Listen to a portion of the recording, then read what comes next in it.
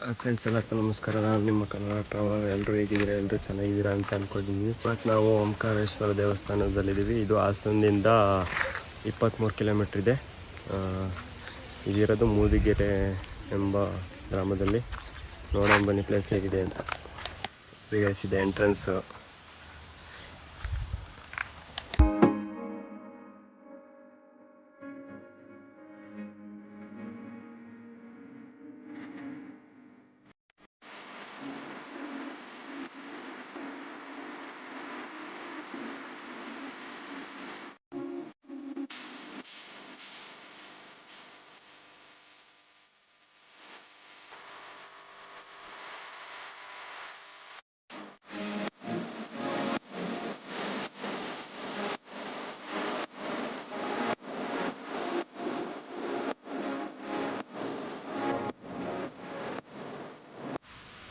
ಈಗ ಇಲ್ಲಿ ಗಣಪತಿ ವಿಗ್ರಹ ಇದೆ ಎಂಟ್ರೆನ್ಸಲ್ಲಿ.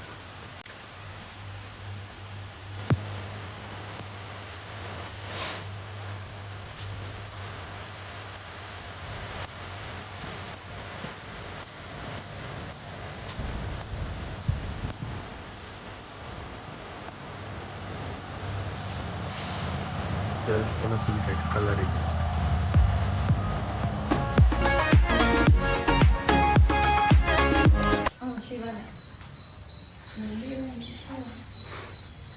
ಗೈಸ್ ಓಪನ್ ಇಲ್ಲ. ಇದೊಂದು ನಂದಿ ವಿಗ್ರಹ ಇದೆ.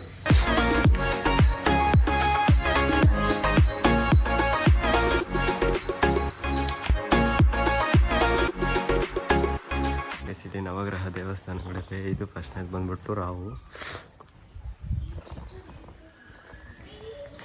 ಇದು ಬಂದ್ಬಿಟ್ಟು ಮಂಗಳ. ಒಳಗಡೆ ವಿಗ್ರಹ ಇದೆ.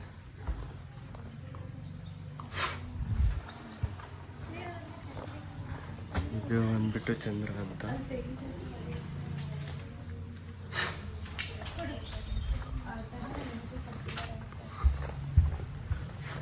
ಕಡೆ ಇನ್ನು 6 ಇದಾವೆ ಇನ್ನೂ. ನೋಡೋಣ ಬನ್ನಿ ಕಡೆ ಆದಂತ. ಇದು ಬಂದ್ಬಿಟ್ಟು ಶನಿ.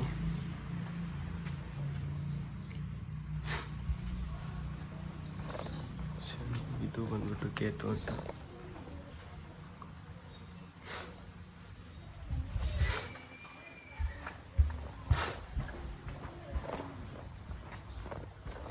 ಇದು ಬಂದ್ಬಿಟ್ಟು ಗುರು ಅಂತ.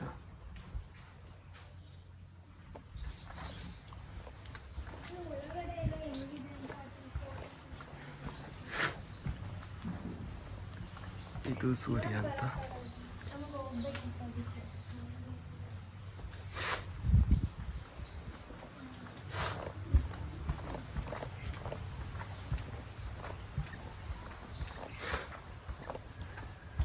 ಇದು ಬುಧ ಅಂತ. ಬುಧ ಎಲ್ಲ.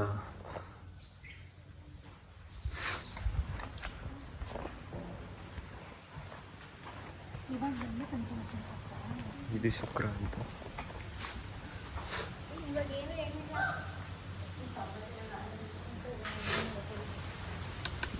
ನೋಡಿ ಇದು ಇಂದ್ರೇಣಿ ಅಂತ. ಅದ್ರದ್ದು ವಿಗ್ರಹ. ಫಸ್ಟ್ ಅಷ್ಟಲಕ್ಷ್ಮಿಗಳಂತಾರಲ್ಲ ಆ ಥರ ಎಲ್ಲದ್ದು ಇದೆ. ಇದು ಬ್ರಹ್ಮಣಿ ಅಂತ.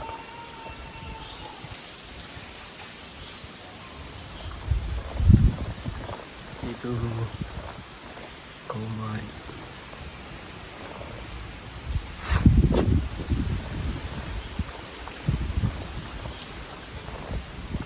ಇದು ವರಾಹಿ ಅಂತ.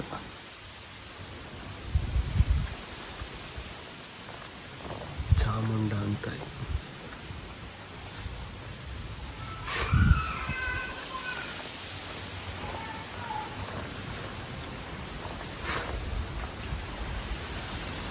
ವೈಷ್ಣವಿ ಅಂತ.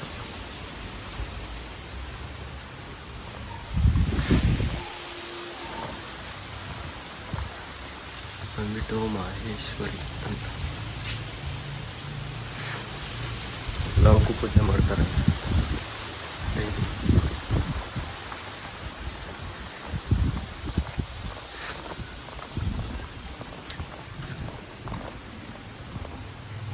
ಮಹಾಲಕ್ಷ್ಮಿ.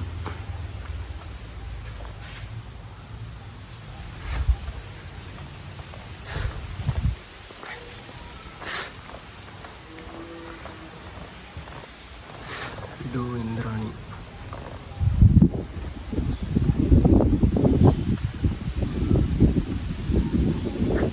ಟೋಟಲ್ 8 ಇವೆ. ಇದೊಂದು ಮಧ್ಯದಲ್ಲಿದೆ, ಅನ್ನಪೂರ್ಣೇಶ್ವರಿ ಅಂತ.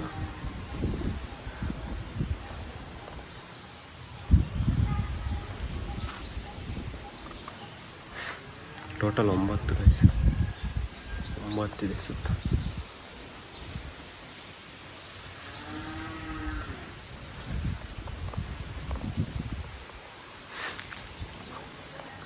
ಒಬ್ಬೊಬ್ರು ನೋಡೇ ಇರಲ್ಲ ಈ ಪ್ಲೇಸ್. ನೋಡಿ ಬನ್ನಿ, ಚೆನ್ನಾಗಿದೆ ಮಾತ್ರ ಪ್ಲೇಸ್. ಹಿಸ್ಟ್ರಿ ಅನಿಸುತ್ತೆ.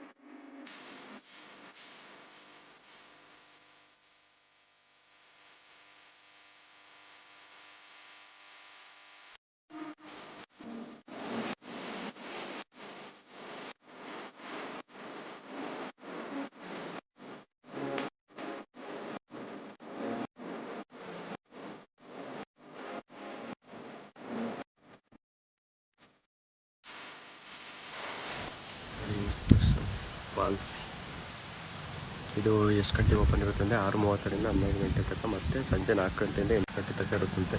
ಫೋನ್ ನಂಬರ್ ಹಾಕಿದ್ದಾರೆ, ಕಾಂಟ್ಯಾಕ್ಟ್ ಮಾಡೋಕ್ಕೆ.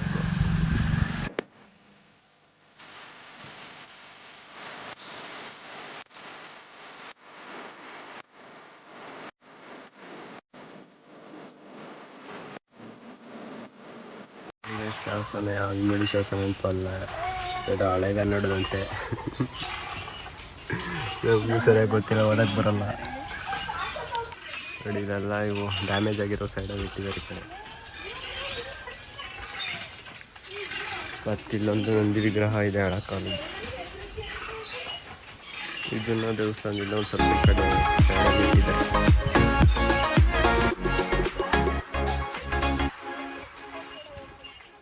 ಗೊತ್ತಿಲ್ಲ ಸರ್. ಈ ಮೊನ್ನೆ 15 ಜನ ಬಂದು ಹೋಗಿದ್ದಾರೆ ಈ ಒಂದು ವಾರದಲ್ಲಿ. ಪೂರ್ತಿ ಕ್ಲೀನ್ ಮಾಡಿ ಪ್ಲಾಸ್ಟಿಕ್ ಎತ್ತಿ. ಅಂದರೆ NSS ಕಡೆಯಿಂದ ಬಂದಿರ್ಬೋದು. ಯಾರೋ ಒಂದೊಂದು ಕ್ಯಾಂಪ್ ಬರ್ತಾ ಇರ್ತಾರೆ ಮಲೆನಾಡಿಂದ ಬರ್ತಾರೆ. ಅಲ್ಲಿ ಹೊಳೆನರಸೀಪುರ ರೋಡಲ್ಲಿ ಒಂದು ಇಂಜಿನಿಯರಿಂಗ್ ಕಾಲೇಜ್ ಇದೆಯಲ್ಲ, ಅಲ್ಲಿಂದ ಬರ್ತಾರೆ, ಬರ್ತಾ ಇರ್ತಾರೆ. ನಿಮ್ಗೆ ಏನು ಮಾಹಿತಿ ಬೇಕು? ಅದೇ ಇದ್ರ ಬಗ್ಗೆ, ದೇವಸ್ಥಾನ ಬಗ್ಗೆ ಮಾಹಿತಿ ಬೇಕಾ? ಸರಿ, ಇಲ್ಲೇ ಕೂತ್ಕೊಟ್ರೆ ಆಗುತ್ತಾ? ಎಲ್ಲ ಅಲ್ಲಿ ಬಂದರೂ ಆಗುತ್ತೆ, ಎಲ್ಲರೂ ಸರಿ. ಇಲ್ಲ ಇಲ್ಲೇ ಹೇಳ್ಬಿಡ್ತೀನಲ್ಲ. ಅಲ್ಲಿ ಅಂದರೆ ತೋರಿಸಿ ಹೇಳಿದರೆ ಫಿಗರ್ಗಳ ಪಂಡಿತರು ಈ ದೇವಸ್ಥಾನದ್ದು ಎಕ್ಸ್ಪ್ಲೈನ್ ಮಾಡ್ತಾರೆ.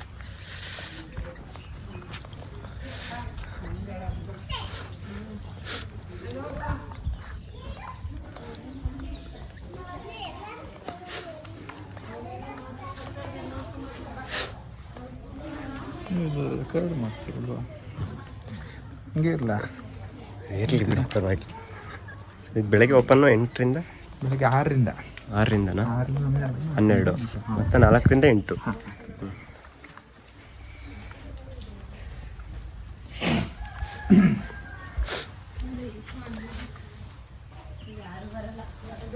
ನಮಸ್ತೆ, ನನ್ನ ಹೆಸರು ಮಂಜುನಾಥ್ ಭಟ್ ಅಂತೇಳಿ. ನಾನಾಗಿದೆ ಆಗಿದೆ, ಹಂಗೆ ಹೇಳ್ಕೊಂಡೆಲ್ಲ ಹಾಕ್ಬೇಕಾ? ಹಂಗೆ ಇಟ್ಕೊಂಡು. ನಮಸ್ತೆ, ನಾನು ಮಂಜುನಾಥ್ ಭಟ್ ಅಂತೇಳಿ ಈ ಓಂಕಾರೇಶ್ವರ ದೇವಸ್ಥಾನದ ಧರ್ಮದರ್ಶಿಯಾಗಿ ಕಾರ್ಯವನ್ನು ನಿರ್ವಹಿಸ್ತಾ ಇದ್ದೇನೆ.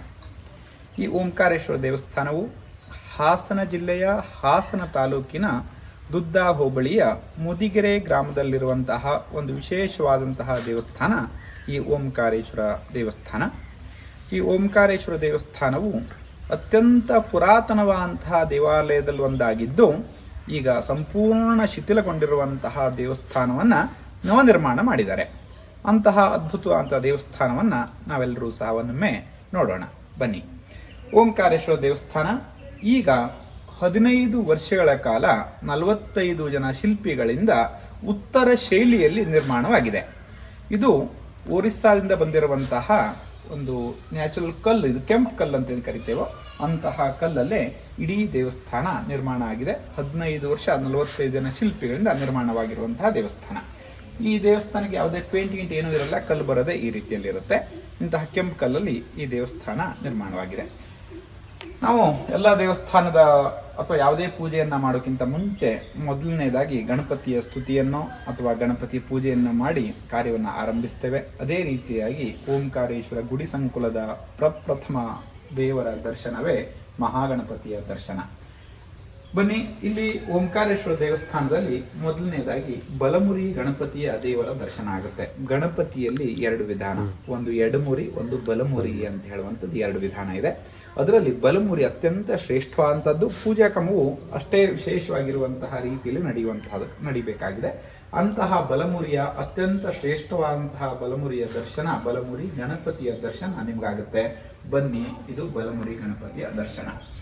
ಈ ಓಂಕಾರೇಶ್ವರ ದೇವಸ್ಥಾನವು ಪ್ರತಿನಿತ್ಯ ಬೆಳಗ್ಗೆ 6 ಗಂಟೆಗೆ ಪ್ರಾರಂಭ ಆಗುತ್ತೆ, 12 ಗಂಟೆಗಳವರೆಗಿರುತ್ತೆ. ಸಾಯಂಕಾಲ 4 ಗಂಟೆಗೆ ಪ್ರಾರಂಭ ಆಗುತ್ತೆ, 8 ಗಂಟೆವರೆಗೂ ಇರುತ್ತೆ. ಪ್ರತಿನಿತ್ಯ ಓಂಕಾರೇಶ್ವರ ದೇವಸ್ಥಾನದಲ್ಲಿ ರುದ್ರಾಭಿಷೇಕ, ಹಾಗೆ ಕ್ಷೀರಾಭಿಷೇಕ, ಹಾಗೆ ಅರ್ಚನೆಗಳು, ಬಿಲ್ಲುಪತ್ರ ಅರ್ಚನೆ, ಇದು ನಾನಾ ವಿಧವಾದಂತಹ ಸೇವೆಗಳು ನಿರಂತರವಾಗಿ ಭಗವಂತನಿಗೆ ಅರ್ಪಣೆ ಆಗ್ತಾ ಇರುತ್ತೆ. ಈಗ ಬಲಮುರಿ ಗಣಪತಿಯ ದೇವಸ್ಥಾನ ಇದು. ವಿಶೇಷವಾಗಿ ತಾವೆಲ್ಲರೂ ಇದನ್ನು ಗಮನಿಸಬಹುದು. ಬಲಮುರಿ ಗಣಪತಿಯ ವಿಗ್ರಹ. ಈ ಗಣಪತಿಯ ದೇವಸ್ಥಾನದ ಹೊರಭಾಗದಲ್ಲಿ ಗಣಪತಿಗೆ ಆನೆಮುಖ ಬಂದಿರುವಂತಹ ಸಂಪೂರ್ಣ ಇತಿಹಾಸವನ್ನ ಹೊರಭಾಗದಲ್ಲಿ ಕೆತ್ತನೆ ಮಾಡಿದ್ದಾರೆ. ನೀವು ಕೇಳಿರ್ಬೋದು, ಪರತ್ನಾನಕ್ಕೆ ಹೋದಾಗ ಗಣಪತಿ ಕಾಯ್ತಾ ಇರುವಂತದ್ದು, ಅದಾದ್ಮೇಲೆ ಶಿವ ಬಂದು ಅಳ್ಬೋದು ಅಂತ ಹೇಳ್ತಾ ಇರುವಂತದ್ದು, ಆಮೇಲೆ ನಾನೇನು ಆಗ್ಬಿಡಲ್ಲ ಅಂತ ಹೇಳ್ತಾ ಇರುವಂತದ್ದು, ಆಮೇಲೆ ಯುದ್ಧ ಆಗ್ತಾ ಇರುವಂತದ್ದು, ಕಾಯ್ತಾ ಇರುವಂತದ್ದು ಎಲ್ಲ ಕಾಣುತ್ತಲ್ಲ. ಇದೆಲ್ಲ ಫುಲ್ ಒಂದು ಚಿತ್ರಗಳ ಕಥೆ ಪೂರ್ತಿಯಾಗಿ ಗಣಪತಿ ಆನೆಮುಖ ಬಂದಿರೋವರೆಗೆ ಪೂರ್ತಿ ಸ್ಟೋರಿ ಪೂರ್ತಿಯಾಗಿ ಹೋಗುತ್ತೆ. ನಾನು ಅತ್ಯಂತ ಸಂಕ್ಷೇಪವಾಗಿ ಮಾಹಿತಿಯನ್ನ ಕೊಡ್ತಾ ಇದ್ದೇನೆ. ದೇವಸ್ಥಾನ ನೀವು ಬಂದು ನೋಡಿದ್ರೆ ಮಾತ್ರ ಇದ್ರ ವಿಶೇಷತೆಗಳು ಕಾಣುತ್ತೆ. ಇಲ್ಲಿ ಬಂದು ನೋಡಿದ್ರೆ ನೋಡಿ, ಇಲ್ಲಿ ಆನೆ ಮುಖವನ್ನ, ಇಲ್ಲಿ ಯುದ್ಧ ಆಗ್ತಾ ಇರುವಂತದ್ದು, ತಲೆ ಕತ್ತರಿಸ್ತಾ ಇರುವಂತದ್ದು, ಶಕ್ತಿ ತುಂಬ್ತಾ ಇರುವಂತದ್ದು, ಶಿವ ಆನೆ ಮುಖ ಆಗ್ತಾ ಇರುವಂತದ್ದು, ಹೀಗೆ ನಡೀತು ಅಂತ ಹೇಳಿ ಎಲ್ಲ ನಾರದ ಹೇಳ್ತಾ ಇರುವಂತದ್ದು. ಕೊನೆಗೆ ಗಣಪತಿ ಆನೆ ಮುಖವನ್ನ ಕೂರಿಸಿ ಮೊದಲನೇ ಪೂಜೆ ಆಮೇಲೆ ಶಿವಪಾರ್ವತಿಯಿಂದಲೇ ಆಗ್ತಾ ಇರುವಂತದ್ದು. ಅಂದ್ರೆ ಎಲ್ಲ ರೀತಿಯಲ್ಲೂ ಮುಂದೆ ಅವನಿಗೆ ಆನೆ ಮುಖ ಬಂದರೂ ಸಹ ಮೊದಲನೇ ಪೂಜೆ ಶಿವಪಾರ್ವತರಿಂದನೇ ಆಗಿದೆ. ಆದ್ರಿಂದ ನಾವು ಎಲ್ಲ ಕಾರ್ಯ ಮಾಡಬೇಕಾದ್ರೆ ವಿಘ್ನಗಳ ನಿವೃತ್ತಿ ಆಗಲಿಕ್ಕೆ ಮೊದಲ ಪೂಜೆ ಗಣಪತಿದಾಗುತ್ತೆ. ಒಟ್ಟು ಗಣಪತಿಯ ಹೊರಭಾಗದ, ಇಡೀ ದೇವಸ್ಥಾನದ ಹೊರಭಾಗದಲ್ಲಿ ಗಣಪತಿಗೆ ಆನೆಮುಖ ಬಂದಿರುವಂಥ ಸಂಪೂರ್ಣ ಇತಿಹಾಸವನ್ನು ಇಲ್ಲಿ ಕೆತ್ತಿದ್ದಾರೆ. ಇದ್ರ ವಿಶೇಷ ಇದು. ಹಾಗೆ 2ನೇ ಭಾಗಕ್ಕೆ ಹೋದ್ರೆ, ಒಟ್ಟು ಇದು 3 ಭಾಗದಲ್ಲಿದೆ ಹೊರಭಾಗದ ಕೆತ್ತನೆಗಳು. 2ನೇ ಭಾಗದಲ್ಲಿ ಹೋದ್ರೆ ಮೊದಲನೇದಾಗಿ ರಾಮನ ಪಟ್ಟಾಭಿಷೇಕ. ನೋಡಿ, ಮೇಲ್ಗಡೆಗೆ ಛತ್ರಿ ಇರುವಂತದ್ದು, ಅತ್ಯಂತ ಏನೋ ಕುಸ್ರಿ ಕೆಲಸ ಅಂತ ಹೇಳ್ತೇವೆ, ಅಂತಹ ಆಭರಣವನ್ನ ಧರಿಸಿ ರಾಮ, ಲಕ್ಷ್ಮಣ, ಸೀತೆ, ಭರತ, ಶತ್ರುಘ್ನ ಎಲ್ಲ ಇರುವಂತಹ ಅದ್ಭುತವಾದಂತಹ ಕೆತ್ತನೆಯನ್ನ ಇಲ್ಲಿ ನೋಡಬಹುದಾಗಿದೆ. ಅದರ ಪಕ್ಕದಲ್ಲೇ ಬಂದ್ರೆ ಇದು ಯೋಗ ನರಸಿಂಹ. ನರಸಿಂಹನು ಯೋಗ ಮುದ್ರೆಯಲ್ಲಿ ಕುಳಿತು ಎಲ್ಲ ಜನರನ್ನ ಹಾರೈಸ್ತಾ ಇರುವಂತಹದ್ದು ಇದು ಯೋಗ ನರಸಿಂಹ. ಇದು ಲಕ್ಷ್ಮೀ ಸಮೇತ ಭೂವರಾಹ. ಈ ಕಡೆ ಇರುವಂತದ್ದು ಲಕ್ಷ್ಮೀ ಸಮೇತ ಭೂವರಾಹ. ಹಾಗೆ ಇಲ್ಲ ಅಂದ್ರೆ ಹಾಗೆ ಮೇಲ್ಗಡೆ ಹೋದ್ರೆ ಅಥವಾ ಬಿಲ್ಲಿ ಇಲ್ಲೇ ಹೇಳಿ, ಈ ಭಾಗದಲ್ಲಿ ಹೋದ್ರೆ ಅರ್ಧನಾರೇಶ್ವರ, ಗಣಪತಿ ಇತ್ಯಾದಿ ವಿಗ್ರಹಗಳು ಈ ಭಾಗದಲ್ಲಿ ಇದಾವೆ. ಆ ಭಾಗದಲ್ಲಿ ಹೋದ್ರೆ ಬೇರೆ ಬೇರೆ ಶಿವನ ಬೇರೆ ಬೇರೆ ಅವತಾರಗಳನ್ನ ನಾವು ನೋಡಬಹುದಾಗಿದೆ. ಹಾಗೆ ಈ ಗಣಪತಿಯ ಮೇಲ್ಗಡೆ ಶಿಖರದಲ್ಲಿ ಹೋದ್ರೆ ಗಣಪತಿ ಅಷ್ಟೋತ್ತರ ಅಂತ ಏನ್ ಹೇಳ್ತೇವೆ ನಾವು, 108 ನಾಮಗಳಿಂದ ಅರ್ಚನೆ ಮಾಡ್ತೇವೆ. ಗಣಪತಿ 108 ಅವತಾರಗಳು, ಬೇರೆ ಬೇರೆ ಬೇರೆ ಬೇರೆ 108 ನಾಮಕ್ಕೆ ಒಂದೊಂದು ರೂಪಗಳಿದೆ. ಅಂತಹ 108 ರೂಪಗಳನ್ನು ಸಹ ಈ ಶಿಖರದಲ್ಲಿ ನಾವು ನೋಡಬಹುದಾಗಿದೆ. ಈ ಶಿಖರ ಪೂರ್ತಿಯಾಗಿ ಗಣಪತಿಗೆ ಸಂಬಂಧಪಟ್ಟಂತಹ ಅಷ್ಟೋತ್ತರ ಸಂಪೂರ್ಣ ಇತಿಹಾಸಗಳು ಇಲ್ಲಿದೆ. ಹಾಗೆ ಮಧ್ಯಭಾಗದಲ್ಲಿ ಬಂದ್ಬಿಟ್ರೆ ಓಂಕಾರೇಶ್ವರ ದೇವಸ್ಥಾನದ ಮಧ್ಯಭಾಗದಲ್ಲಿ ಬಂದ್ರೆ ಇಲ್ಲಿ ಸಮುದ್ರ ಮಥನ, ಅಮೃತ ಬಂದಿರುವಂತಹ ಸಂಪೂರ್ಣ ಇತಿಹಾಸಗಳು ಇಲ್ಲಿ ಕಾಣ್ತಾ ಇದೆ.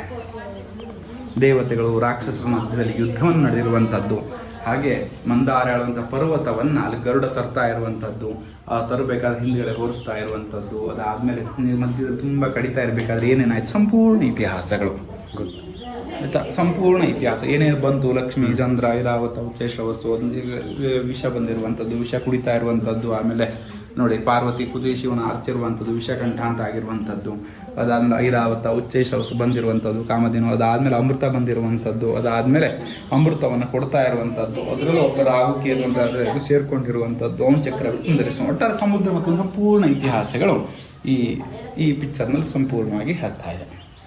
ಇದು ಪ್ರಧಾನವಾಗಿ ಓಂಕಾರೇಶ್ವರ ದೇವಸ್ಥಾನದ ಮೂಲ ಗರ್ಭಗುಡಿ ಅಂತ ಹೇಳುವಂತಹ ಸ್ಥಳ. ಈ ದೇವಸ್ಥಾನದ ಈ ಬಾಗಿಲು ದ್ವಾದಶ ಜ್ಯೋತಿರ್ಲಿಂಗ ಅಂತ ಹೇಳಿ ಕರಿತೇವೆ. ಅಂದ್ರೆ ಶಿವನ 12 ಕ್ಷೇತ್ರಗಳು ತುಂಬಾ ಪ್ರಧಾನವಾಗಿರುವಂಥದ್ದು ದ್ವಾದಶ ಜ್ಯೋತಿರ್ಲಿಂಗಗಳು. ಸೌರಾಷ್ಟ್ರ, ಸೋಮನಾಥ, ಶ್ರೀಶೈಲ, ಮಲ್ಲಿಕಾರ್ಜುನ ಅಂತ ಬರುತ್ತೋ ಅಂತಹ ಬೇರೆ ಬೇರೆ ಶಿವನ ಪ್ರಧಾನವಾದಂತಹ ಕ್ಷೇತ್ರಗಳಿರುವಂತಹ ಒಂದು ಚಿತ್ರವನ್ನು ನಾವಿಲ್ಲಿ ನೋಡಬಹುದಾಗಿದೆ. ಈ ದೇವಸ್ಥಾನದ ಒಳಭಾಗಕ್ಕೆ ಹೋದರೆ ಅತ್ಯಂತ ಶಾಂತವಾದಂತಹ ವಾತಾವರಣ ಉಂಟಾಗುತ್ತೆ. ಒಂದೇ ಸಲಕಲ್ಲಿ 10 ನಿಮಿಷ ಕೂತು ನೀವು ಮೌನವಾಗಿ ಓಂ ಅಂತ ಹೇಳ್ತಾ ಹೋದರೆ ಮನಸ್ಸಿಗೆ ಅಂತಹ ಫೀಲಿಂಗ್ ಇದ್ದರೂ ಶಾಂತವಾಗಿ ಖುಷಿಯಾಗಿ ಮನುಷ್ಯ ಹೊರಡು ಬರ್ತಾನೆ. ಅಷ್ಟು ಅದ್ಭುತವಾದಂತಹ ಒಳಗಡೆ ಇರುವಂತಹ ಸ್ಥಳವಾಗಿದೆ. ಅದಾಗಿ ಆ ಗಂಟೆ ಹೊಡೆದು ಓಂಕಾರ ಸ್ಪಷ್ಟವಾದ ನಾದಗಳು ಬರುತ್ತೆ. ನೀವೆಲ್ಲ ಹೊರಗಡೆ ಗಂಟೆ ನೋಡಿರ್ಬೋದು, ಅಲ್ಲಿ ಹಿಂದೆ 2 ಗಂಟೆ ಇದೆ, ಆಮೇಲೆ ನೋಡಿ ಅದ್ಭುತ ಗಂಟೆ ಹೊಡೆದು ನೋಡಿ. ನೀವು ಇದುವರೆಗೆ ಎಲ್ಲೂ ಕೇಳಿಲ್ಲ ಅಂತ ಅದ್ಭುತವಾದಂತಹ ಗಂಟೆ ನಾದಗಳು ಒಳಗಡೆ ಆಗುತ್ತೆ. ಅದ್ರ ಹಿಂದ್ಗಡೆ ಇರುವಂತಹ ವಿಗ್ರಹವೇ ನೀವು ಇದುವರೆಗೆ ಇಲ್ಲೆಲ್ಲೂ ತಮಿಳುನಾಡಲ್ಲಿ ಒಂದೇ ಒಂದು ಕಡೆಗಿದೆ ಅದು ವಿಗ್ರಹ. ಸಾಕ್ಷಾತ್ ಸುಬ್ರಹ್ಮಣ್ಯ ಶಿವ ಒಳಗಡೆ ಇರುವಂತದ್ದು. ಸುಬ್ರಹ್ಮಣ್ಯನೇ ಬ್ರಹ್ಮಜ್ಞಾನಿಯಾಗಿ ಶಿವನ ಕಿವಿಯಲ್ಲಿ ಓಂಕಾರವನ್ನು ಉಪದೇಶ ಮಾಡ್ತಾ ಇರೋದು. ಮಗನೇ ಬ್ರಹ್ಮಜ್ಞಾನಿಯಾಗಿ ತಂದೆಯ ಕಿವಿಯಲ್ಲಿ ಓಂಕಾರವನ್ನು ಉಪದೇಶ ಮಾಡ್ತಾ ಇರುವಂತಹ ವಿಗ್ರಹಗಳಿದೆ. ಅದನ್ನು ಆಮೇಲೆ ದರ್ಶನವನ್ನು ಮಾಡೋಣ. ಈ ದೇವಸ್ಥಾನದ ಹೊರಭಾಗಕ್ಕೆ ಬಂದ್ರೆ ಸುಬ್ರಹ್ಮಣ್ಯ ಜನನ ಹೇಗಾಯಿತು ಅಂದ್ರೆ, ಸಾಕ್ಷಾತ್ ಮಗನೇ ಬ್ರಹ್ಮಜ್ಞಾನಿಯಾಗಿ ತಂದೆ ಕಿವಿಯಲ್ಲಿ ಓಂಕಾರ ಉಪದೇಶ ಮಾಡ್ಬೇಕಾದ್ರೆ ಏನಾದ್ರು ವಿಶೇಷತೆ ಇರಬೇಕಲ್ಲ. ಎಲ್ಲ ಕಡೆಯಲ್ಲೂ ಗುರು ಶಿಷ್ಯನಿಗೆ ಉಪದೇಶ ಮಾಡೋದು ಸಹಜ ಇದು. ಆದರೆ ಇಲ್ಲಿ ಉಲ್ಟಾ ಇದೆ, ಮಗನೇ ಬ್ರಹ್ಮಜ್ಞಾನಿಯಾಗಿ ತಂದೆ ಕಿವಿಯಲ್ಲಿ ಓಂಕಾರ ಉಪದೇಶ ಮಾಡ್ತಾ ಇರೋದು. ಅಂತಹ ವಿಶೇಷತೆಗಳು ಏನಾಯಿತು ಅನ್ನೋ ಸಂಪೂರ್ಣ ಇತಿಹಾಸಗಳು ಇಡೀ ಹೊರಭಾಗಕ್ಕೆ ಯತ್ನ ಮಾಡಿದ್ದಾರೆ. ಹೋಗೋಣ, ಸಾಕು ಸಂಕ್ಷೇಪ ಮಾಡಿ, ಯೂಟ್ಯೂಬ್ನ ಹೆಚ್ಚು ಇದು ಮಾಡ್ಲಿಕ್ಕೆ ಆಗ. ಅವನು ಬ್ರಹ್ಮಜ್ಞಾನಿಯಾಗಿದ್ದ, ಅವನಿಗೆ ಸರಿಯಾಗಿರುವಂತಹ ಒಂದು ಕನ್ಯೆ ಹುಡುಕ್ಬೇಕು ಅಂತ ಹೇಳಿ ದಕ್ಷ ತಪಸ್ ಮಾಡ್ತಾನೆ. ಆಮೇಲೆ ದಾಕ್ಷಾಯಣಿ ಹುಡ್ತಾಳೆ, ಆಮೇಲೆ ದಾಕ್ಷಾಯಣಿ ವಿವಾಹ ಆಗುತ್ತೆ. ಆಮೇಲೆ ದಕ್ಷ ದೊಡ್ಡ ಒಂದು ಯಜ್ಞವನ್ನು ಮಾಡ್ತಾನೆ. ಆ ಯಜ್ಞದಲ್ಲಿ ಸಾಕ್ಷಾತ್ ಶಿವನನ್ನು ಯಾಕೆ ಕರಿಬೇಕು, ಒಳಿ ಅಲ್ವಾ ಅಂತೇಳಿ ಕರೀಲಿಲ್ಲ. ಆದರೆ ಅದಕ್ಕೆ ಪಾರ್ವತಿಗೆ ಅಂದರೆ ಪಾರ್ವತಿ ದಕ್ಷದಿಂದ ದಾಕ್ಷಾಯಣಿ ಆಗುತ್ತೆ, ಮುಂದೆ ಪಾರ್ವತಿ ಆಗ್ತಾಳೆ ಅವಳು. ಅದಕ್ಕೆ ಸಂಬಂಧಪಟ್ಟು ಅವಳು ತುಂಬ ಸಿಟ್ಟಾಗಿ ಅವಳು ಆಮೇಲೆ ಅತ್ಯಂತ ಯುದ್ಧಗಳು ನಡೆಯುತ್ತೆ. ಆಮೇಲೆ ದೊಡ್ಡ ಯಜ್ಞ ಮಾಡ್ಬೇಕಾದ್ರೆ ಅವಳು ಯಜ್ಞಕ್ಕೆ ಹಾಕ್ತಾಳೆ. ಅದನ್ನು ದಕ್ಷ ಸಾಕ್ಷಾತ್ ಯುದ್ಧ ಶಿವ ಬಂದು ಅವನ್ನ ಆಡಿನ ಮುಖವನ್ನು ಅಷ್ಟು ದೊಡ್ಡ ಮಟ್ಟ ಯುದ್ಧ ನಡೆದು ದಕ್ಷಿಣ ಒಂದು ಮರಣ ಆಗುವಂಥ ಸಂದರ್ಭದಲ್ಲಿ ಆಡಿನ ಮುಖವನ್ನು ಸೇರಿಸ್ತಾನೆ. ಇತ್ಯಾದಿ ಸಂಪೂರ್ಣ ಲಾಸ್ಟಿಗೆ ಹೇಗೆ ಸುಬ್ರಹ್ಮಣ್ಯ ಹುಟ್ಟುದಾಳುವಂಥ ಇಡೀ ಕಥೆಗಳು ಇಡೀ ಭಾಗದಲ್ಲಿ ಹೇಳ್ತಾ ಇದೆ. ಇದು ಮುಂದೆ ಇದೇ ದಾಕ್ಷಾಯಣಿಲಿ ಯಜ್ಞಕ್ಕೆ ಹಾರಿರ್ತಾಳೆ. ಅವಳೇ ಮುಂದೆ ಪರ್ವತ ರಾಜನ ಮಗಳಾಗಿ ಪಾರ್ವತಿ ಆಗ್ತಾಳೆ. ಅದು ಆ ಕಡೆ ಚಿತ್ರಗಳು ಕಾಣುತ್ತೆ ನಿಮಗೆ. ಅದು ಸಂಪೂರ್ಣ ಇತಿಹಾಸಗಳು ಈ ಹೊರಭಾಗದ ಚಟ್ನಿಯಲ್ಲಿ ಹೇಳ್ತಾ ಇದೆ. ಈ ಭಾಗದಲ್ಲಿ ಬಂದರೆ ಈ ಮೇಲ್ಗಡೆ ನೋಡ್ರಿ ನಿಮ್ಗೆ ಕಾಣುತ್ತೆ, ಸೃಷ್ಟಿ ಶುರು ಆದಾಗ 54 ಶಕ್ತಿ ದೇವತೆಗಳು ಬಂದಿದ್ದಾವೆ. ಅಂದರೆ ಲಕ್ಷ್ಮಿ, ಪಾರ್ವತಿ, ಚಾಮುಂಡೇಶ್ವರಿ ಅಂತ ನಾವು ಹೇಳ್ತು, ಒಟ್ಟು ಸ್ತ್ರೀ ದೇವತೆಗಳೆಲ್ಲವೂ ಸಹ ಈ ಸೃಷ್ಟಿಯ ಅದಕ್ಕಾಗಿ ಭೂಮಿ ತಾಯಿಯನ್ನು ಸಾಕ್ಷಾತ್ ತಾಯಿ ಅಂತ ಹೇಳೇ ಕರಿತೇವೆ. ಆ ರೀತಿಯಲ್ಲಿ ಇಡೀ ಭೂಮಿಯನ್ನು ಸಮತೋಲನ ಕಾಯಿ ಬಂದಿರುವಂತಹ 54 ಶಕ್ತಿ ದೇವತೆಗಳು ಇರುವಷ್ಟವು ಸಹ.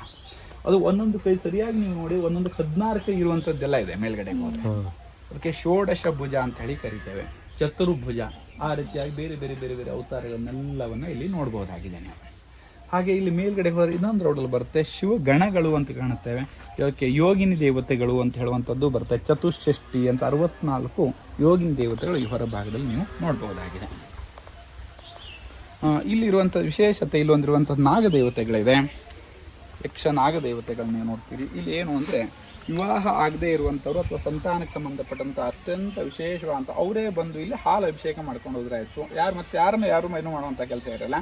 ಅವರೇ ಬಂದು ಇಲ್ಲಿ ಹಾಲಿನ ಅಭಿಷೇಕವನ್ನು 3 ದಿವಸ 5 ದಿವಸ 9 ದಿವಸ ಅವ್ರು ಬಂದು ಪ್ರಾರ್ಥನೆ ಮಾಡಿ ಅವರೇ ಹಾಲು ಅಭಿಷೇಕವನ್ನು ಮಾಡ್ಕೊಂಡು ಹೋಗ್ತಾರೆ. ಅವರಿಗೆ ಸಂತಾನ ಆಗಲಿ ವಿವಾಹಕ್ಕೆ ಅತ್ಯಂತ ಅನುಕೂಲ ಆಗ್ತಾ ಇರುವಂತಹ ಕ್ಷೇತ್ರ ಇದು ಸುಬ್ರಹ್ಮಣ್ಯ. ಅಂದರೆ ನಾಗದೇವತೆ ಅಂತೇಳಿ ಕರಿತೇವೆ ನಾವು ಪ್ರಧಾನವಾಗಿ. ಬರುತ್ತೆ ಇಲ್ಲಿ ಗಣಪತಿ ಬರುತ್ತೆ, ಆ ಕಡೆ ಸುಬ್ರಹ್ಮಣ್ಯ ಬರುತ್ತೆ, ಆ ಕಡೆ ಅನ್ನಪೂರ್ಣೇಶ್ವರಿ ಬರುತ್ತೆ ಪಾರ್ಶ್ವ ದೇವತೆಗಳ ರೂಪದಲ್ಲಿ. ಇವೆಲ್ಲ ಒಂದೊಂದು ಚಿತ್ರವು ಒಂದೊಂದು ವಿಶೇಷತೆಯನ್ನು ಹೇಳ್ತಾ ಇದೆ. ಈಗ ಒಂದೇ ಒಂದು ತೊಗೊಂಡ್ರೆ ಈ ಯಾವ ವಿಗ್ರಹ ಬೇಕಾದ್ರೂ ತೊಗೊಳ್ಳಿ. ಇದು ಒಂದು ತೊಗೊಂಡ್ರೆ ಪಾರ್ವತಿಯನ್ನು ಶಿವ ತೊಗೊಂಡು 7 ಸುತ್ತು ಹೊಡಿತಾನೆ ಇಡೀ ಭೂಮಂಡಲವನ್ನು. ಹಾಗೆ ಇದು ಸೂರ್ಯನಾರಾಯಣ ಸಪ್ತಾಶ್ವ 7 ಕುದುರೆಗಳನ್ನ ಇಟ್ಕೊಂಡು ಸೂರ್ಯದೇವ್ ಕೂತಿರುವಂತಹ ವಿಗ್ರಹ ಇದು. ಹಾಗೆ ಶಿವ ನಟರಾಜ ಅಂತ ಹೇಳಿ ಕರಿತೇವೆ, ಶಿವನನ್ನು ನಟರಾಜ ಅಂತೇಳಿ. ನೃತ್ಯ ಭಂಗಿಯನ್ನು ಇಟ್ಕೊಂಡು ಬೇರೆ ಬೇರೆ ಅವತಾರವನ್ನು ಬೇರೆ ಬೇರೆ ಇದರಲ್ಲಿ ಇರುವಂತಹ ವಿಗ್ರಹಗಳು ಸಹ ಒಂದೊಂದು ಕಥೆಗಳಿದೆ, ಅದೊಂದು ಸ್ಟೋರಿ ಇದೆ. ಯಾಕೆಂದರೆ ಇದರಲ್ಲಿ ನಾವು ಅಷ್ಟೆಲ್ಲ ವಿವರವಾಗಿ ಮಾಡ್ಲಿಕ್ಕೆ ಆಗಲ್ಲ. ಹಾಗಾಗಿ ಯಾಕಂದ್ರೆ ನನಗೆ ಟೈಮ್ ಯೂಟ್ಯೂಬ್ ನೋಡ್ತೀನಿ, ನಾನು ನಿತ್ಯ ಇರ್ತೀನಿ, ಹಾಗೆ ಅದಕ್ಕೆ ಎಷ್ಟು ಬೇಕೋ ಅಷ್ಟು ಮಾಹಿತಿಯನ್ನು ಕೊಡ್ತೀನಿ. ಇದು ದೇವಸ್ಥಾನದ ಮಾಡೆಲ್. ಇದು ಪ್ರಧಾನವಾಗಿ ದೇವಸ್ಥಾನದ ಮಾಡೆಲ್ ಅಂತ ಹೇಳೋಕ್ಕಿಂತ ಹೆಚ್ಚಾಗಿ ನಾವು ಇಲ್ಲಿ ಎಲ್ಲ ಶಿಖರದ ಮೇಲ್ಗಡೆ ಎಲ್ಲ ವಿಗ್ರಹಗಳಿರೋದ್ರಿಂದ ನಾವು ಈ ಕುಂಭಾಭಿಷೇಕವನ್ನು ಮಾಡಬೇಕಾದ್ರೆ ಇದೇ ವಿಗ್ರಹಕ್ಕೆ ಇಲ್ಲಿ ಮಾಡ್ತೇವೆ ಶಿಖರಕ್ಕೆ. ಇಲ್ಲಿಂದ ಪಂಪ್ಗಳ ಮೂಲಕ 2 ಶಿಖರಕ್ಕೆ ಆಗುತ್ತೆ ಮೇಲ್ಗಡೆಗೆ. ನಾವು ದ್ವಿಶೃಂಗಿ ಅಂತೇಳಿ ಹೇಳ್ತೀವಿ. 2 ಶೃಂಗಗಳು ಒಟ್ಟಿಗೆ ಇದೆ, ದ್ವಿಶೃಂಗಿ ಅಂತೇಳಿ ಕರಿತೇವೆ ಇದನ್ನು ಪ್ರಧಾನವಾಗಿ. ನೋಡಿ ಇಲ್ಲಿ ಪರ್ವತರಾಜ ಸಭೆಯನ್ನು ಮಾಡ್ತಾ ಇರುವಂಥವಳು ದಾಕ್ಷಾಯಣ ಹೇಳಿದ್ನಲ್ಲ, ಅವಳೇ ಮುಂದೆ ಪರ್ವತರಾಜನ ಮಗಳಾಗಿ ಹುಡ್ತಾಳೆ. ಅವಳು ಸಾಯ್ಬೇಕಾದ್ರೆ ನಾನು ಹುಟ್ಟು ಮತ್ತೆ ಮದುವೆ ಆದ ಶಿವನನ್ನೇ ಮದುವೆ ಆಗಬೇಕು ಅಂತ ಇರ್ತಾಳೆ. ಹಾಗಾಗಿ ಒಂದು ಶಿವಲಿಂಗದ ಮುಂದೆ ತಪಸ್ಸನ್ನು ಮಾಡ್ತಾ ಇರ್ತಾಳೆ. ಅಲ್ಲಿ ಒಬ್ಬ ಋಷಿ ಮಹರ್ಷಿ ಓಂ ನಮಃ ಶಿವಾಯ ಅಂತ ಉಪದೇಶವನ್ನು ಮಾಡ್ತಾನೆ. ಆಗ ಅದೇ ಅವ್ನು ಹೇಗಾದ್ರೂ ಮಾಡಿ ಒಂದು ತಪಸ್ಸಿನಿಂದ ಭಂಗ ಮಾಡಬೇಕಲ್ಲ, ಯಾಕಂದ್ರೆ ಶಿವ ಹಾಗೆ ಮನಸ್ಸಲ್ಲಿ ಹಾಗೆ ಕೂತ್ ಬಿಟ್ರೆ ಪಾರ್ವತಿ ಮದುವೆ ಆಗೋದು ಯಾರು ಇರೋದಿಲ್ಲ. ಹಾಗಾಗಿ ಅವನು ಮನ್ಮಥ ತನ್ನ ಬಾಣವನ್ನು ಬಿಟ್ಟು ಎಚ್ಚರ ಮಾಡ್ತಾ ಇರೋದು. ಆಗ ಒಂದು ತಪಸ್ ಭಂಗ ಆಯಿತು, ಕಣ್ಣು ತೆಗೆದಾಗ ಮನ್ಮಥ ಅಂತ ದಹನ, ಅದು 3ನೇ ಕಣ್ಣು ಅಂತ ಹೇಳ್ತೀವಲ್ಲ ಶಿವನಿಗೆ.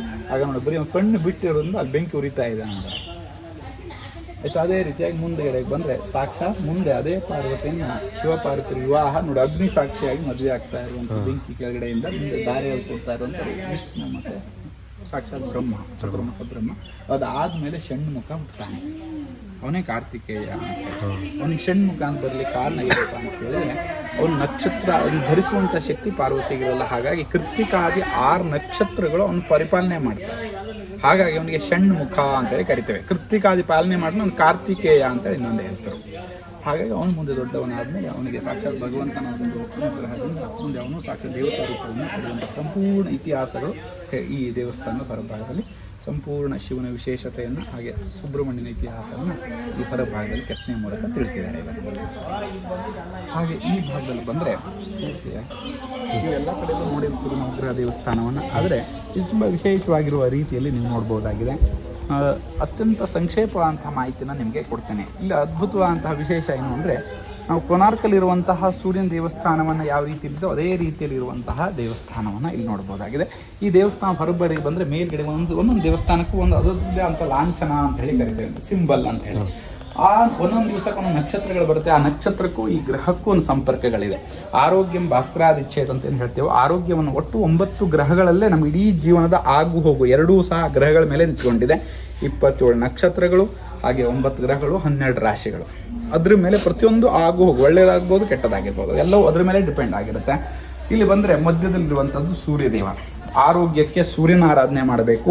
ಮನಸ್ಸಿಗೆ ಏನಾದರೂ ತುಂಬ ಚಂಚಲ ಇದ್ದರೆ ಚಂದ್ರನನ್ನು, ಉತ್ಸಾಹ ಶೌರ್ಯ ಅಥವಾ ರಕ್ತಕ್ಕೆ ಸಂಬಂಧಪಟ್ಟು ಕುಜನನ್ನು, ಹಾಗೆ ಒಳ್ಳೆ ಮಾತು ಬರಬೇಕು ಅಂದ್ರೆ ಬುಧನ ಆರಾಧನೆ ಮಾಡಬೇಕು. ಒಳ್ಳೆ ಗುರುಬಲ ಇರಬೇಕು ಅಂದ್ರೆ ಗುರುವನ್ನು ಆರಾಧನೆ ಮಾಡಬೇಕು. ಹಣಕ್ಕೆ ಸಂಬಂಧಪಟ್ಟಂಥ ವ್ಯವಹಾರಕ್ಕೆಲ್ಲದಕ್ಕೂ ಸಹ ಶುಕ್ರನನ್ನು, ಹಾಗೆ ಅಡೆತಡೆಗಳ ನಿವೃತ್ತಿ ಆಗಲಿಕ್ಕೆ ಶನಿಯನ್ನು, ಹಾಗೆ ಸಂತಾನಾದಿ ವಿಷಯಕ್ಕೆ ರಾಹುವನ್ನು, ಕೈವಲ್ಯವನ್ನು ಪಡೆದು ಕೇತುವನ್ನು. ಈ ರೀತಿ ನಮ್ಮ ನವಗ್ರಹಗಳು. ಇಷ್ಟನ್ನು ಬಿಟ್ಟು ಬೇರೆ ಯಾವ ಮನುಷ್ಯನಿಗೆ ಬೇರೆ ಯಾವುದೂ ಇರಲ್ಲ. ಇಷ್ಟರಲ್ಲೇ ಎಷ್ಟು ಸರೌಂಡಿಂಗ್ ಹೊಡಿಬೇಕಾಗತ್ತೆ ನಾವು.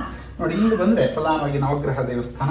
ಅದರಲ್ಲಿ ಇದು ಅಧಿದೇವತೆ ಪ್ರತ್ಯಯ ದೇವತೆ ಅಂತ ಹೇಳುವಂಥದ್ದು ಈ 2 ಭಾಗದಲ್ಲಿ ಇದೆಯಲ್ಲ, ಇದು ಅಧಿದೇವತೆ ಪ್ರತ್ಯಯ ದೇವತೆ, ಅಗ್ನಿ ಮತ್ತೆ ರುದ್ರ ಅಂತ ಹೇಳಿ. ಇದ್ರ ಪಕ್ಕದ ಮಧ್ಯದಲ್ಲಿರುವಂಥದ್ದು ಆ ಗ್ರಹದ ಯಂತ್ರ. ಒಂದೊಂದು ಗ್ರಹಕ್ಕೆ ಒಂದೊಂದು ಬೀಜಾಕ್ಷರಿ ಅಂತ ಕರಿತೇವೆ. ನೀವು ಈಗ ಲಲಿತಾ ಯಂತ್ರ ಅಂತ ಎಲ್ಲ ಯಂತ್ರವನ್ನು ನೋಡಿ ಕೇಳ್ತೀರಲ್ಲ, ಅಂತಹ ಒಂದು ಬೀಜಾಕ್ಷರಿ ಅಂತ ಹೇಳಿ ಆ ಸೂರ್ಯನ ಯಂತ್ರ. ಸೂರ್ಯನ 7 ಕುದುರೆಗಳು, ಸಪ್ತಾಶ್ವ ಅಂತ ಹೇಳಿ ಕರಿತೀವಂಥದ್ದು 7 ಕುದುರೆಗಳು. ಅದನ್ನ ಓಟ್ಲಿಕ್ಕೆ ಒಬ್ಬ ಡ್ರೈವರ್ ಅಂತ ಹೇಳ್ತೀವಿ. ಹಾಗೆ ಒಂದು ಸಾರಥಿ ಅಂತ ಹೇಳಿ ಪದ, ಸಾರಥಿ. ಅರುಣ ಅಂತೇಳಿ ಹೆಸರು, ಮಂದಿ ಕೂಡ್ತಾ ಇದೀವಲ್ಲ ಅರುಣ. ಛಾಯಾ ಸಂಜ್ಞಾ ಅಂತ ಪತ್ನಿಯರು, ಛಾಯಾ ಸಂಜ್ಞಾ ಅಂತ ಹೇಳಿ ಅದ ಪತ್ನಿಯರು. ಹಾಗೆ ಸೂರ್ಯದೇವ, ಅವನಿಗೆ ಪೂರ್ವಾಭಿಮುಖ, ಪೂರ್ವಕ್ಕೆ ಮುಖ. ಹಿಂದ್ಗಡೆಗೆ ಅವನ ಚಕ್ರ, ಅಲ್ಲಿ ಕಾಣುತ್ತೆ ನೋಡಿ ಹಿಂದ್ಗಡೆ ಒಂದು ಚಕ್ರ. ಅವನಿಗೆ ಕೆಂಪು ಬಣ್ಣ, ಸೂರ್ಯನಿಗೆ ಕೆಂಪು ಬಣ್ಣ. ಈ ರೀತಿಯಾಗಿ ಆರೋಗ್ಯ. ನಾವೀಗ ಇಂಗ್ಲೀಷ್ನವರು ಅಥವಾ ಇವತ್ತು ಸೈಂಟಿಸ್ಟು ಅವ್ರು ಹೇಳ್ತಾರೆ ಎ ವಿಟಮಿನ್ ಇದೆ, ಬಿ ವಿಟಮಿನ್, ಡಿ ವಿಟಮಿನ್ ಇದೆ ಅಂತ ಅವ್ರು ಹೇಳ್ತಾರೆ. ಆದರೆ ನಮ್ಮ ಹಿಂದಿನ ಸೈನ್ಸ್ ಅದಕ್ಕಿಂತ ಮುಂಚೆ ನಮ್ಮಲ್ಲಿ ವಿಜ್ಞಾನಿಗಳು ಅಥವಾ ನಮ್ಮ ವಿಜ್ಞಾನಿಗಳು ಅಂತ ಹೇಳಬೇಕು ಅಂತಂದ್ರೆ ಅವ್ರು ಹೇಳಿದ್ರು, ಸೂರ್ಯನನ್ನ ಪೂಜೆ ಮಾಡಿದರೆ ಅಥವಾ ಸೂರ್ಯನ ಪ್ರದಕ್ಷಿಣೆ ಮಾಡಿದರೆ ಅಥವಾ ಬೆಳಗ್ಗೆ ಸೂರ್ಯವನ್ನು, ಅದಕ್ಕೆ ನಮ್ಮ ಹಿನ್ನೋರು ಎಲ್ಲರೂ ನೋಡಿ ಫಸ್ಟ್ ಹೋದ್ರು ಸೂರ್ಯ ಹುಟ್ಟಬೇಕಾದ್ರೆ ನಮಸ್ಕಾರ ಮಾಡಿರ್ಬೇಕು. ಅಂದ್ರೆ ಅವಾಗಲೇ ವಿಟಮಿನ್ ಡಿ. ಅದನ್ನ ಡಿ ಅಂತ ಹಂಗೆ ಹೇಳ್ತಾರೆ. ಇವರು ಸೂರ್ಯನ ಪೂಜೆ ಮಾಡಿ ಆರೋಗ್ಯ ವೃದ್ಧಿ ಆಗುತ್ತೆ ಅಂತ ಹೇಳಿ ಹೇಳ್ತಾರೆ. ಹಾಗಿರೋದ್ರಿಂದ ಇದು ಹಿಂದಿನ ಅದಕ್ಕಾಗಿ ಒಂದೊಂದು ಗ್ರಹಗಳು ಒಂದೊಂದು ಫಲವನ್ನ ಕೊಡುತ್ತೆ. ಹಾಗಿರೋದ್ರಿಂದ ಪ್ರತ್ಯೇಕವಾಗಿರೋದ್ರಿಂದ ಈ ದೇವರಿಗೆ ಈಗ ನಮ್ಗೆ ಈ 9 ಗ್ರಹಗಳು ಇಂತಿಂತ ಫಲ ಬೇಕು ಅಂತಿದೆ. ಅದಕ್ಕೆ ಪ್ರದಕ್ಷಿಣೆ ಆಗಿರ್ಬೋದು, ಪೂಜೆ ಆಗಿರ್ಬೋದು, ಅವ್ರ ಶಕ್ತಿ ಅನುಸಾರ ಅದು ಇಂಥದ್ದೇ ಅಂತೇನಿಲ್ಲ. ಅದನ್ನ ಮಾಡಿದ್ರೆ ಅವ್ರ ಮನೋಕಾಮನೆ ಈಡೇರಿಸಲಿಕ್ಕೆ ಅತ್ಯಂತ ಶ್ರೇಷ್ಠವಾದಂತಹ, ಅದು ನಾಡಿ ವಿದ್ಯೆ ಮೂಲಕ ಮಾಡಿರುವಂತಹ ಅತ್ಯಂತ ಶಕ್ತಿತ್ವ ಅಂತ ನವಗ್ರಹ ದೇವಸ್ಥಾನಗಳು. ಇದನ್ನೆಲ್ಲವನ್ನು ಇದೇ ರೀತಿ ಒಂದೊಂದಕ್ಕೂ ಅಧಿದೇವತೆ ಪ್ರತ್ಯೇವತೆ ವಾನಪತ್ನಿ ಸಮೇತ ಮಾಡಿದ್ದಾರೆ. ತಾವೆಲ್ಲ ಬಂದು ಇಂತಹ ಕ್ಷೇತ್ರವನ್ನು ದರ್ಶನವನ್ನ ಮಾಡಿ. ಧನ್ಯವಾದ.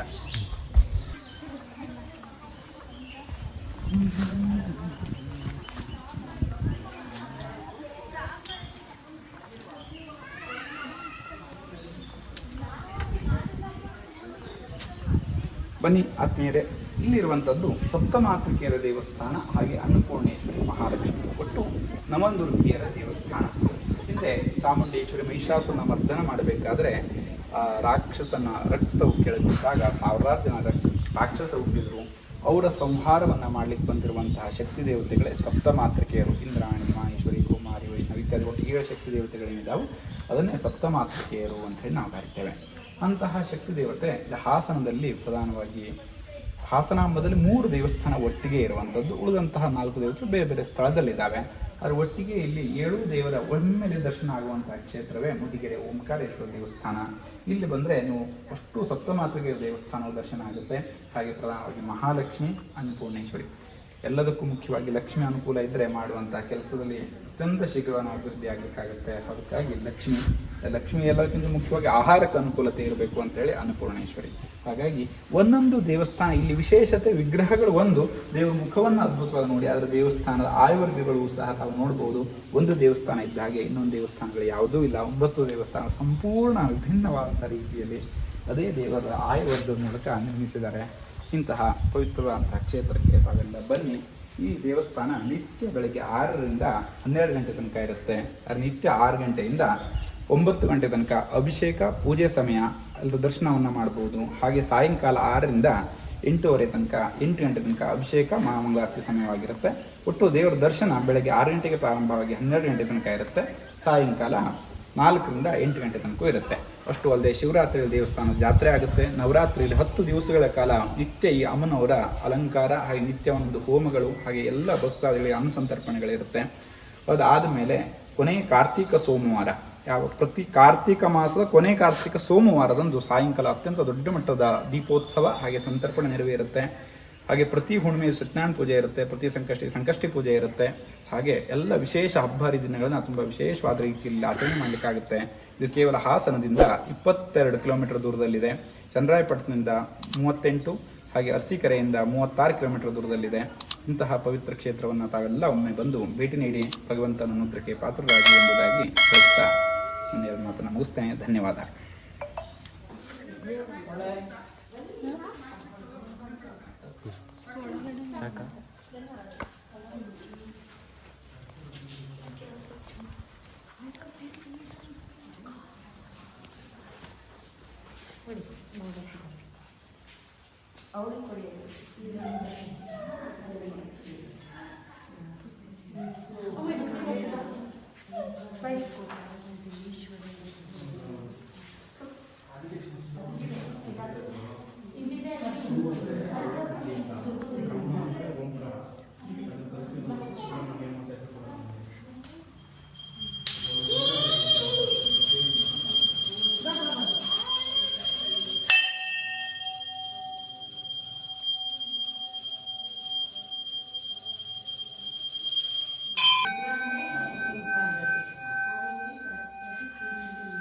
ಪ್ಲೇಸ್ ಆಡ್ತಾ ಇದ್ದೀವಿ. ಪ್ಲೇಸ್ ಮಾತ್ರ ಸಖತ್ತಾಗಿದೆ.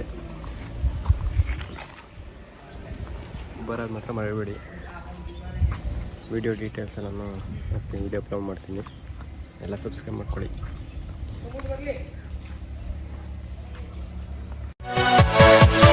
Yeah.